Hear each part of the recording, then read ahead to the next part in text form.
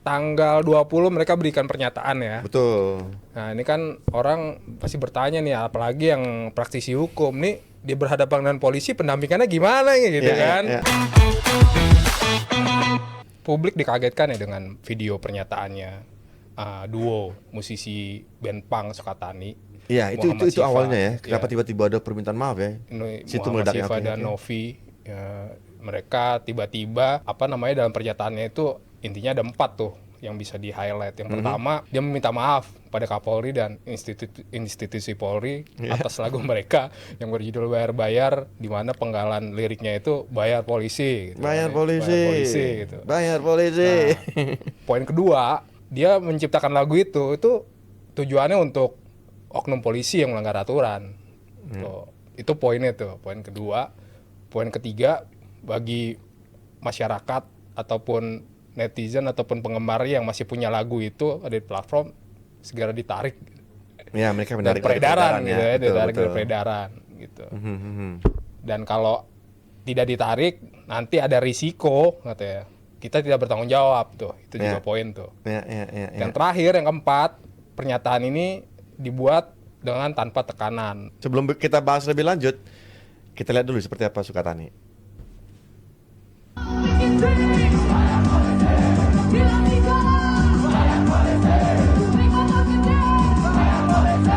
Keren ya? Keren, keren. Nadanya enak, liriknya keren. Apa ya? Sebelum kita bahas lebih lanjut, sebenarnya gue pengen naik ke Mas Adi sebenarnya. Lagu ini bukan lagu baru dong. Ya. Kalau nggak salah udah ada sejak 2023. Betul. Mereka rilis itu pertama. Mereka rilis nih, ini kan kalau nggak salah albumnya Gelap Gempita nih ya. Oke, nama albumnya ya. Nama albumnya itu 2023 mereka rilis. Nah, dalam perjalanannya emang kalau dari informasi yang beredar, ini sudah ada tekanan-tekanan gitu ya, indikasi-indikasi kalau mereka sudah diincar gitu oleh salah satu institusi. Nah, ya sebut aja memang polisi kan, karena siapa yang tersinggung ini kan pasti polisi ya. Karena jelas dari lirik lagu itu kritiknya ke siapa gitu kan, itu jelas. Betul. Jadi emang sebelum tanggal 20 itu runtutan peristiwanya sih ada Mas To, yang sampai akhirnya membuncah gitu ya di video pernyataan itu, kemudian baru wah kenapa nih, apalagi lagu mereka tuh sudah nggak ada tuh. Tercatat kalau dari pantauan media per tanggal awal Februari tuh udah nggak ada di jagat platform-platform daring tuh lagu Bayar Polisi gitu. Udah ditarik secara diam-diam ya. Itu. Sehingga kemudian meledaknya waktu mereka rilis video permintaan maaf itu ya. Nah itu, publik penasaran dulu ini kenapa ya, nyari mau nyetel gitu kan, nggak ada gitu kan. Nah ternyata pas meledak itu ya, oh ternyata ini gitu. Lalu apa yang terjadi sebenarnya? Maksud gua kita udah ikutin berita misalnya Polda Jateng udah diperiksa tuh. Sebenarnya apa yang terjadi sampai kemudian mereka ngeluarin pernyataan maaf itu? Ya, sebelum peristiwa itu emang ramai dalam tanda kutip nih ya, hilang gitu si Ovi dan Siva pasca mereka menghadiri acara Helprin. Helprin itu kayak festival musik lah independen di Bali. Di Bali. Dan ternyata diminta klarifikasi lah oleh Polda Jawa Tengah gitu. Oleh Polda Jawa Tengah. Ternyata hal itu pun diamini Polda Jawa Tengah, humasnya Pak Artanto itu mengamini bahwa mereka melakukan klarifikasi terhadap band Sukatani tentang tujuan atau lagu Bayar Polisi itu. Klarifikasi lah tujuannya itu apa sih bikin lagu itu gitu. Dan itu lah ramai lah. Ramai lah, riuh publik di jagat daring dan juga luring gitu ya, karena ini ramai banget. Akhirnya di Propam berinisiatif memeriksa. Udah diperiksa ya? Memeriksa. Levelnya apa? Dari 6 divisi siber di Polda Jateng itu 4 yang diperiksa ya, dikutip dari akun X-nya di Propam, dan kemudian diklarifikasi lagi sama Humas Polda Jateng Pak Artanto, ada hasilnya bahwa mereka clear gitu, profesional dalam menjalankan tugas melakukan klarifikasi itu gitu. Bahkan belakangan karena kemudian simpati publik besar ke si Sukatani ini, Kapolri juga menawarkan untuk jadi duta polisi malah. Dan itu kayak langsung meredam semua keraguan-keraguan itu kan, bahwa tapi nggak tahu ini lip service atau enggak ya, perlu diuji juga ya maksudnya ya. Karena kan klaimnya Polri itu kan dia tidak anti kritik. Betul. Tidak anti kritik. Dan ini juga selalu kayak gitu ya. ini tidak anti kritik.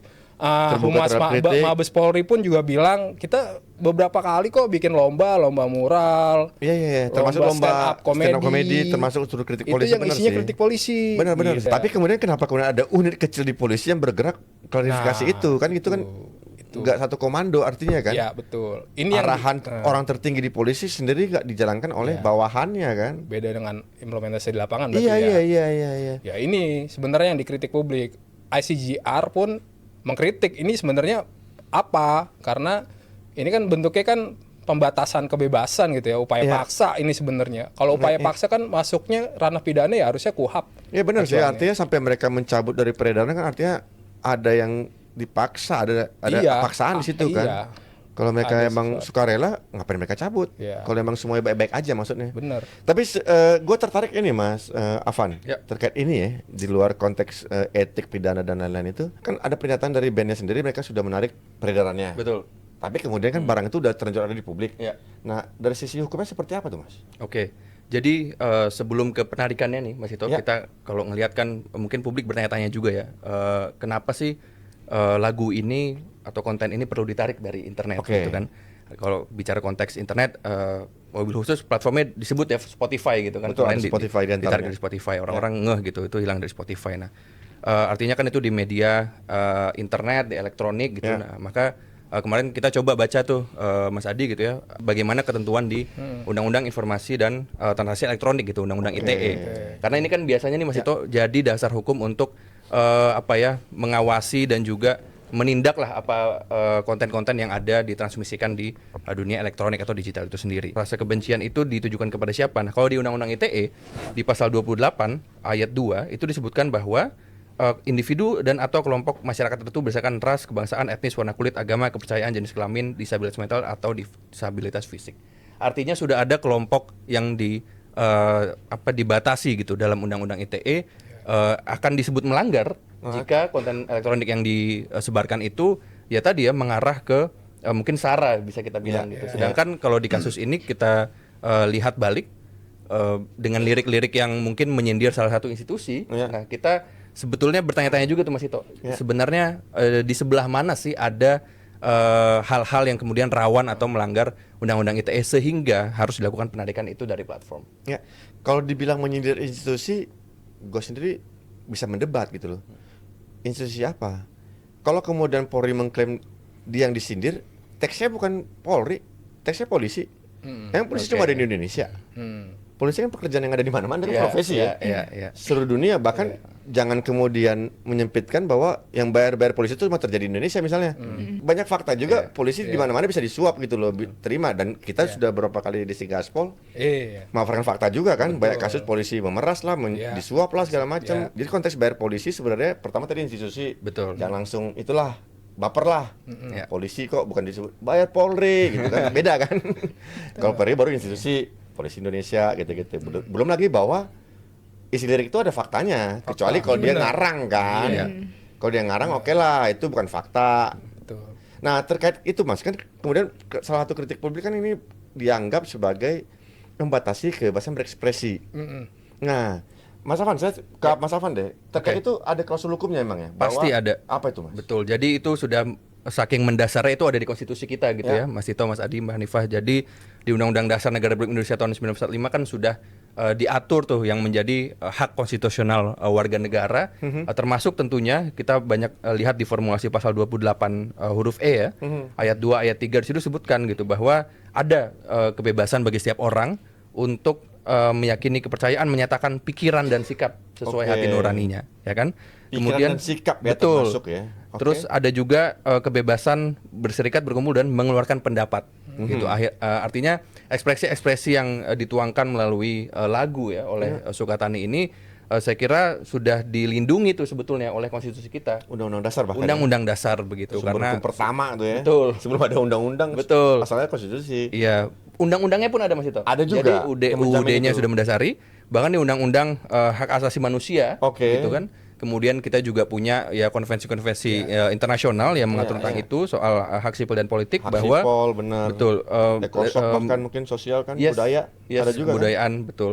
Kayak tadi misalkan yang undang-undang nih, Undang-Undang 39 tahun 1999 tentang HAM, itu pasal 23 ayat 2 bunyinya setiap orang bebas mempunyai, mengeluarkan dan menyebarluaskan pendapat gitu ya, termasuk melalui media elektronik. Oke. Gitu. Jadi tadi kalau kita bicara yang tadi unggah platform dan sebagainya, itu juga sudah dijamin di Undang-Undang HAM. Lalu kalau kita lihat ICCPR misalkan, spesifik lagi nih, hak berekspresi itu dilakukan secara lisan, tertulis, cetak, seni. Seni pun sudah termasuk. Gitu. Bagian dari berekspresi. Betul. Ya. Nah, karena kemudian tadi hal-hal tadi simpati publik membesar nih pada Sukatani. Betul. Seperti apa rangkumannya berikut ini?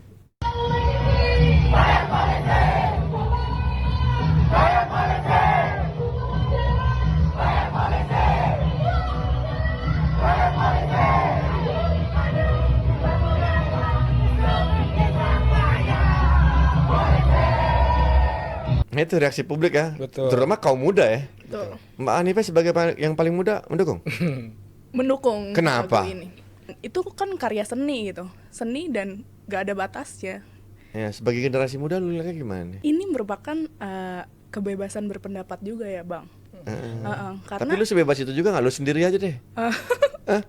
tapi kalau dilihat dari liriknya memang benar, Bang. Bener apanya Iya, fakta itu? Ada faktanya. Iya, fakta. Dan saya juga pernah ngerasain gitu. Lu melapor apa? SKCK gitu Waktu itu ATM ketelen. Lu bikin surat lapor hilang. Lapor hilang, bayar. Beneran? Bayar polisinya. Berapa? Ceban kan? 20.000 waktu itu. Wah, lu kena. ditipu lu, harusnya ceban tuh. Padahal itu di tingkat polsek loh, Bang. Itu yang paling kecil. Iya. Betul. Jadi artinya ini bagian dari kritik juga ya. Mudah-mudahan polisi benar seperti kata pemimpin tertingginya, Kapolrinya, bahwa kita terbuka terhadap kritik. Tapi kemudian kalau terbuka doang tapi nggak mengubah diri, gimana nih Mas Adi? Makanya. Sebenarnya kan ini lagunya ini banyak dukungan publik. Medsos, buzzer pun mungkin kalah gelombang lah dengan yang mendukung gitu. Karena apa, ini menyuarakan apa fakta yang ada di masyarakat. Betul.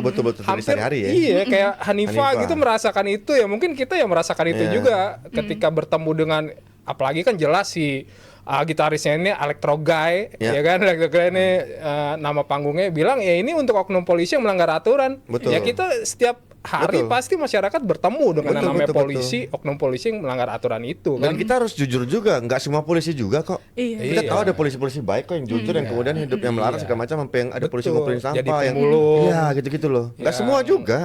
Iya. Tapi jangan sampai orang kayak gitu mayoritas gitu loh. Iya, ini masalahnya Itu kan. masalahnya kan. Kalau oknumnya banyak ya.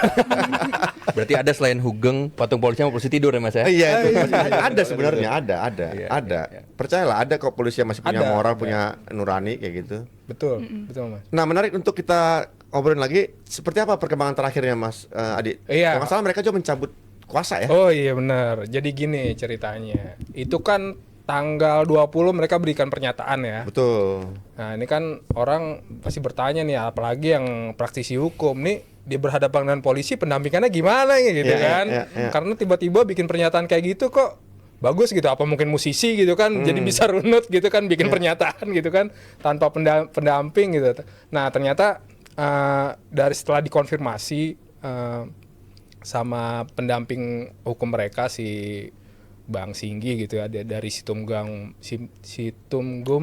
Law Firm itu, memang dia mengakui kalau di awal setelah video itu, pernyataan itu terbit, dia berinisiasi untuk membentuk tim advokasi lah ini Sukatani, karena si Bang Singgi ini juga musisi juga gitu. Oh, gitu. Dia musisi, jadi ngelihat rekannya, ya udah oke deh, gue darurat jadi advokat lu gitu. Secara artinya simpati banyak ya, banyak orang yang membantu ya. Betul, karena ini seperti itu betul, ya. karena kan lawannya pasukan coklat ya, punya kewenangan lah gitu loh. Bahwa mereka di video permintaan maaf bilang nggak ada yang nekan segala macam, siapa yang percaya kan? Betul. Mereka bikin tuh aja, orang udah ngeliat dia ada yang tekan. Iya. Gampang aja membacanya kan? Kita punya akal budi lah. Logik aja lah sebenarnya. Sebagai sesama musisi saling bantu lah nih. Karena Siva mungkin belum ada, Sukatani belum ada yang mendampingi si Bang Singgi lah ini maju gitu loh. Tapi koalisi masyarakat sipil pun bergerak juga untuk mengadvokasi. Iya, setelahnya gitu kan. Karena kan kalau Bang Singgi tidak memaksa gitu, kalau dia kalau mau, yang penting kan kita membantu dulu biar ada pendamping sampai Sukatani mendapatkan pendamping yang baru yang lebih cocok gitu lah ya. Karena ini darurat aja sifatnya gitu ya. Nah, setelah tanggal 20, tanggal 21-nya itu baru tuh Bang Singgi ini dapat kuasa gitu ya dari itu, dari Sukatani. Kemudian di tanggal 22-nya dicabut kuasanya. Dan sekarang itu advokasinya ditangani YLBHI melalui LBH Semarang gitu. Emang belum mau berbicara ke publik soal perkara ini gitu ya. Iyalah. Bahkan setiap konser Ya kita maklum lah, maksudnya mereka bisa aja ngeluarin pernyataan mereka nggak etekan, tapi kan kita bisa baca juga. Berarti sampai sekarang mereka belum mau ngomong kan. Berarti dalam, maksud gua. Betul. Akuin aja mereka pasti ketakutan diteror seperti itu. Dan ini, mudah-mudahan hasil pemeriksaan Provos, Propam itu benar-benar membuahkan hasil ya. Kalau memang aparat itu bergerak di luar jalurnya, di luar yang seharusnya prosedurnya bisa disanksi. Dan sampai sekarang kan kita nggak tahu orang-orangnya siapa aja. Betul. Yang diperiksa. Kenapa nggak dirilis sekalian? Nah, ayo. Di Ciber sih katanya emang ya. Ya di Ciber kan pasti punya nama. Punya nama, punya pangkat. Bukan anonim juga kan? Betul. Tapi yang menarik lagi adalah ini kan yang terjadi terakhir, kemudian meledak, simpati publik meluas, sampai Kapolri ngeluarin pernyataan mau ngangkat mereka sebagai duta. Sebelumnya pernah ada juga dong kasus-kasus serupa yang membungkam kebebasan berekspresi. Iya, kalau kita lihat di Indonesia ya ini bukan kasus pertama ya. Sering kan? Sering banget. Ya setidaknya dalam 3 bulan terakhir lah ya. Apa aja tuh Mas? Setidaknya di bulan Desember itu ada lukisan Sudarso, Galeri Nasional ya. Galeri Nasional, temanya kebangkitan, kedaulatan tanah untuk rakyat. Itu di hari H mau pameran tuh langsung di lock gitu, langsung di lock, nggak dapat izin segala macam dengan alasan pihak kuratornya bilang kalau ini nggak sesuai dengan temanya katanya. Tapi setelah kita telisik beberapa lukisan mirip Jokowi. Pengusaha sebelumnya. Jokowi. Itu Desember. Lanjut lagi Januari ada tuh. Apa itu? Teater Payung Hitam. Teater Payung Hitam dengan tema Wajah Mulyono. Di ISBI Bandung. Di Bredel juga. Di Bredel pas hari H dikunci jebret ya kan, jebret gitu. Jadi ingat Iwan Fals dulu dipanggil Kop Kamtip ini. Iya. Gara-gara lagu buku yang di buku juga kan. Kejaksaan Agung. Buku pernah Kejaksaan Agung melarang. Buku terlarang lah, apalah ya ampun. Ya seperti itulah ya, ironis kita udah di era reformasi. Hal kayak gitu masih terjadi itu masih terjadi. Dan kebebasan berekspresi semakin menyempit. Kita berharap apa ya? Mudah-mudahan membaik ya. Tapi menarik juga untuk kita simak seperti apa komentar netizen terkait kasus ini. Mbak Anipe, silakan dibaca. Iya, komentar netizen Sukatani lupa bayar. Karena dia bikin lagu bayar-bayar. Iya, dia sampai lupa bayar. Bikin gigs bayar kan. Dia bikin lagu tapi dia sendiri lupa bayar. Ada lagi nih Bang lucu. Malaikat Jibril menyampaikan wahyu, Ben Sukatani menyampaikan fakta.